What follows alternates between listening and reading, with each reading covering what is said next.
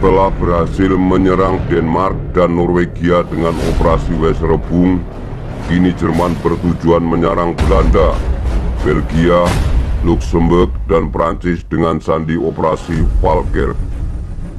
Tujuan operasi ini adalah untuk menguasai daerah dataran rendah di Eropa sebelum Prancis menguasainya terlebih dahulu, dan mengamankan wilayah Ruhr yang sangat vital bagi Jerman, serta akan menjadikan negara-negara ini menjadi basis untuk penyerangannya terhadap wilayah Inggris.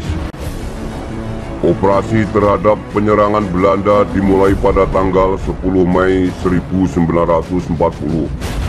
Namun sehari sebelumnya, pada tanggal 9 Mei, Jerman telah lebih dahulu menyerang Luxembourg dan menguasai wilayah itu hanya dalam waktu 1 hari. Pendudukan atas Luxembourg ini membuka jalur langsung terhadap perbatasan dengan Belanda. Untuk operasi ini, Jerman menyiapkan 3 juta orang untuk pertempuran.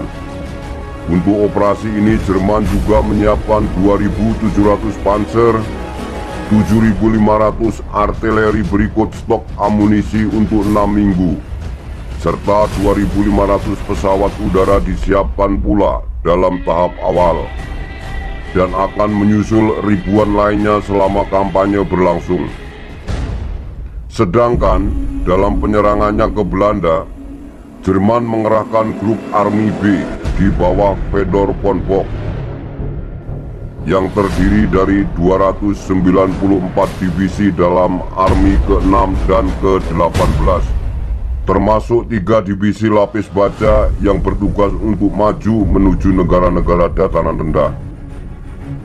Sedangkan kekuatan Belanda hanyalah 1 buah tank Prancis Renault FT-17 yang sudah tidak beroperasi, 39 kendaraan lapis baja, dan 5 buah tank mini.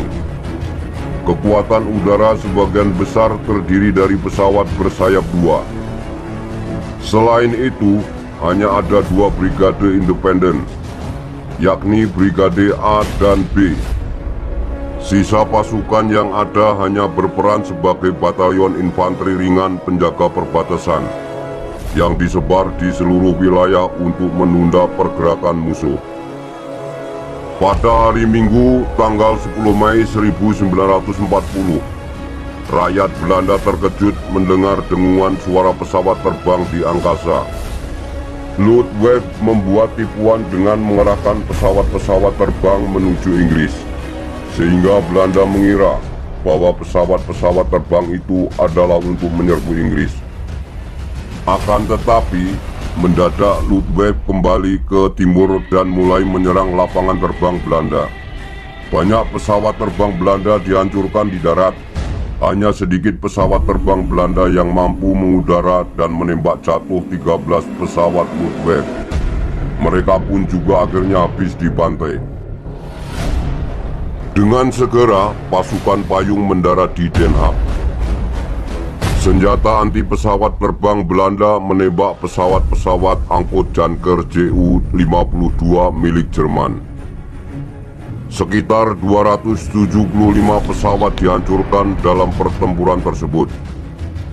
Belanda melakukan serangan balasan hanya dengan 2 divisi infanteri cadangan, namun berhasil menangkap atau membunuh 1.745 orang pasukan terjun payung.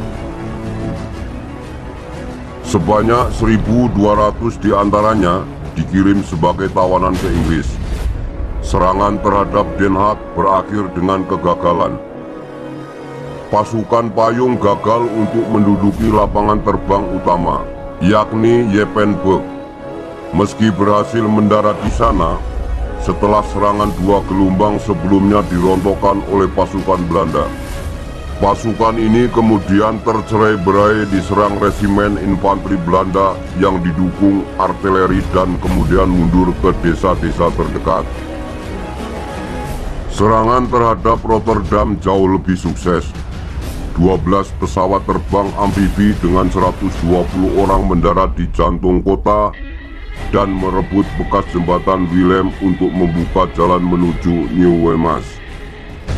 Kemudian, lapangan terbang militer Walhaven yang berada di sebelah selatan kota diserbu pasukan payung yang kemudian terlibat pertempuran jarak dekat dengan sebuah batalion infanteri yang berada di sana. Pertempuran untuk menguasai Belanda ini selain difokuskan di kota Den Haag dan Rotterdam, namun terjadi hampir di seluruh kota-kota di Belanda. Pertempuran untuk menguasai seluruh wilayah Belanda berlangsung pada tanggal 11 sampai 13 Mei 1940. Hingga akhirnya pasukan dari divisi Panzer ke-9 sudah memasuki wilayah selatan Rotterdam dan wilayah Den Haag,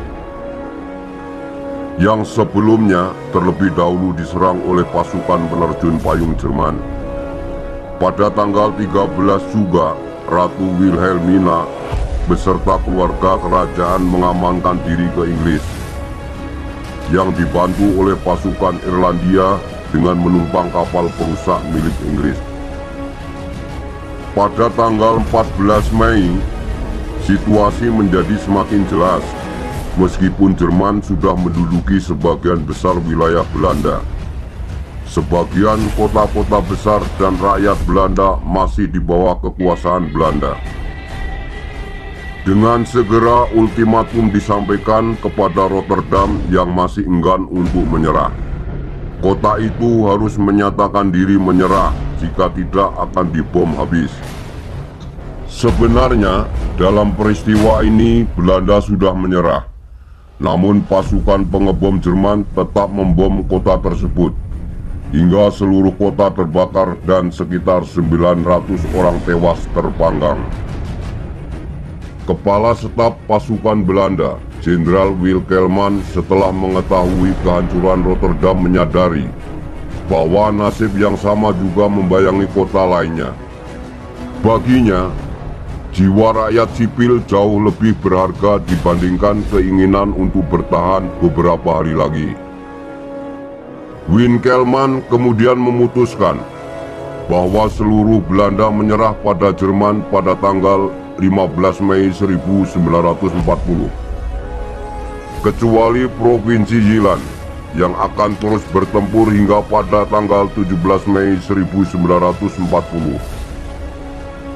Dengan kekalahan Belanda, maka Ratu Wilhelmina mendirikan pemerintahan pelarian di Inggris. Pendudukan Jerman pun dimulai secara resmi pada 17 Mei 1940. Di tempat lain, pasukan Jerman pun sedang bertempur untuk menguasai Belgia.